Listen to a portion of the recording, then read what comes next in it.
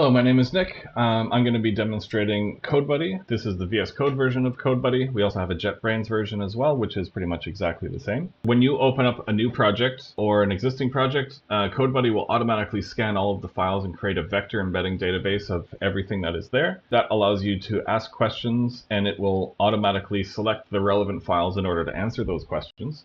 So I'm going to do that now. It also supports push-to-talk voice input. I'm going to use that. I'm going to specifically use the chat-only mode because I only want to talk about the code base rather than make changes. So I'm going to use my push-to-talk feature right now. What is the authentication methods used in this project? So when I do that, it's going to select the relevant files in order to answer the question that I just asked it. It's basically expanding on what I said. It's automatically selecting files. There you go. So you can see it's able to answer the question. It also is able to read this out loud. I've turned this off at the moment, but basically by default this is turned on, and this can be read out to you so that you can have a nice conversation back and forth if that's the way that you like to use the plugin. We have a Chrome extension which allows you to use web references as well. So I think you can't see the context menu, but if I right click on this and go send to Codebuddy, and then go back to the IDE, you can see that the page can be brought in to your IDE very simply. All of the text from that page is turned into a file, and that is entered into your repository, which allows you to reference that information and make changes.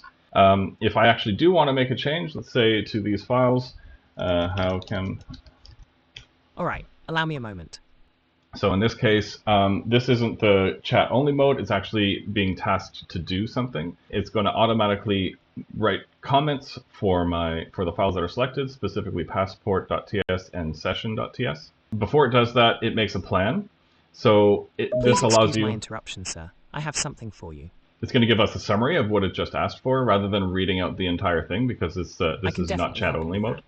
I'll add comments to both the passport.ts. So this is just to make it a bit easier, it just reads out a quick summary of what it said, because this can end up being very verbose. Once I accept, I'm going to go confirm plan. Very well, sir. One moment.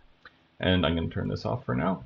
And now it's going to make changes. So now it's writing out the changes that it wants to make to my files. You can see that we're allowing it to abbreviate. And this allows the main output to be fairly concise, therefore more speedy. And then once that's done, it actually applies those changes to the files automatically.